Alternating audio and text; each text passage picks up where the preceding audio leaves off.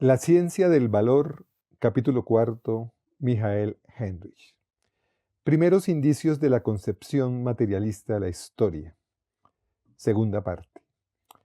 En el primer capítulo de la ideología alemana, Marx y Engels continuaban vinculados a una concepción empirista de la ciencia, dado que creen que pueden simplemente constatar los presupuestos de la historia entera. Consideran que la historia es la sucesión de las distintas formas de conexión social que se constituyen con la producción material. Y la dinámica de la historia resulta del hecho de que las fuerzas productivas en determinados momentos resultan incompatibles con las relaciones de producción. Heinrich caracteriza esto como intuiciones fundamentales, pero considera que hay diversos puntos débiles.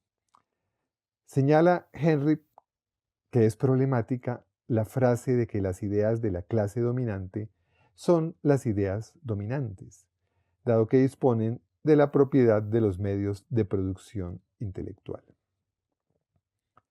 Las relaciones de dominio en la sociedad burguesa no se dan en forma personal, sino objetiva. Los trabajadores asalariados y los capitalistas están igualmente sometidos a la objetivación de las relaciones sociales y a su reflejo en una conciencia invertida en la vida cotidiana. Marx y Engels tienen una concepción limitada de la ideología. Con la nueva concepción de la historia cambia la definición de comunismo. Deja de ser un ideal que existe en la imaginación y se quiere realizar. Ahora llaman comunismo al movimiento real que suprime el estado de cosas presente. Buscan mostrar que el comunismo no es una idea, sino algo necesario. Continuidad de la problemática de la alienación. Marx y Engels abandonan la noción de alienación de una esencia humana. En la ideología alemana utilizan el término para referirse a la autonomización del nexo social.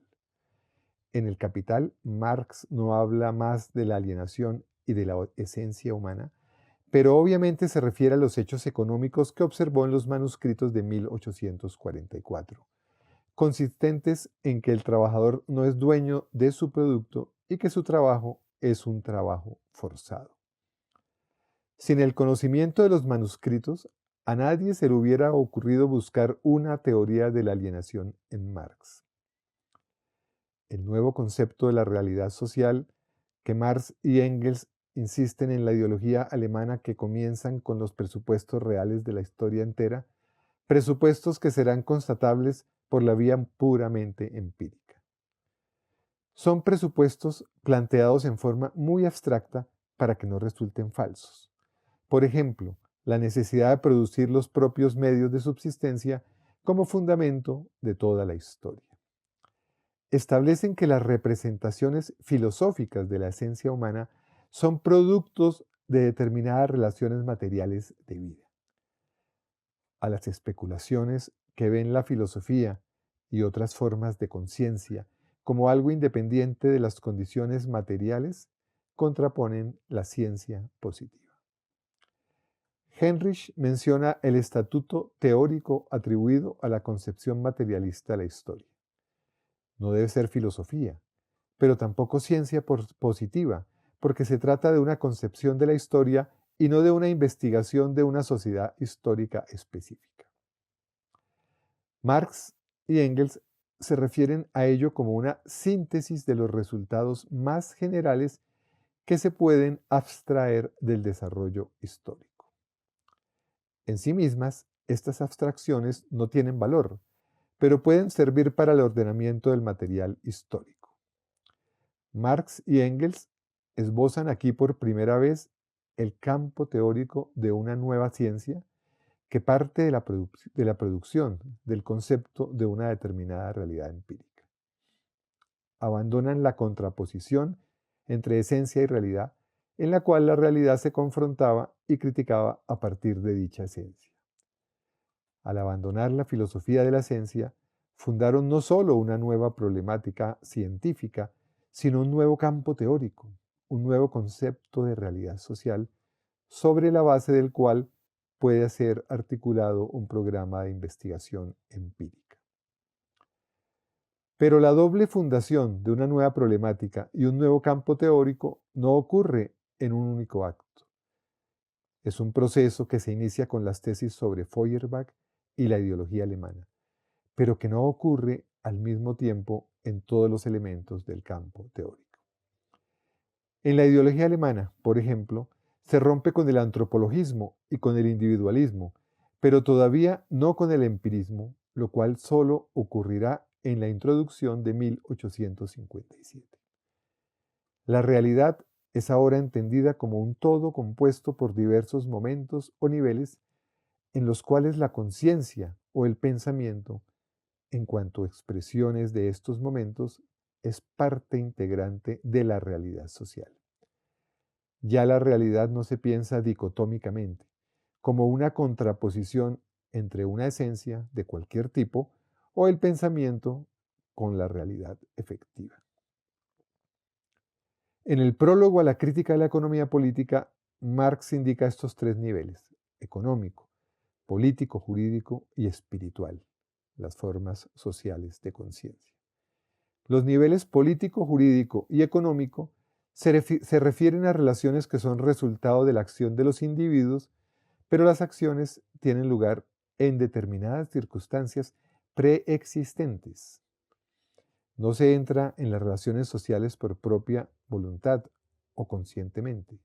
Por el contrario, son las relaciones las que estructuran las posibilidades de acción de los individuos. Es en este sentido que Marx afirma que quienes constituyen la sociedad son las relaciones sociales y no los seres humanos. La realidad social es un todo estructurado.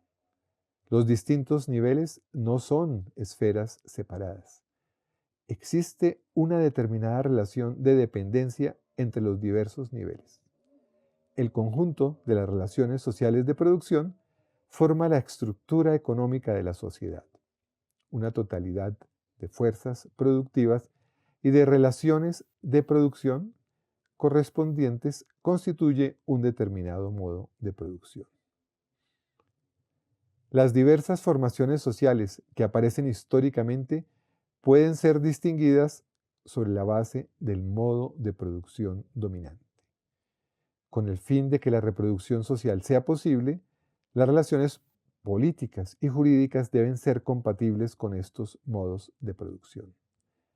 Finalmente, el material espiritual tiene origen en las formas del proceso material de vida.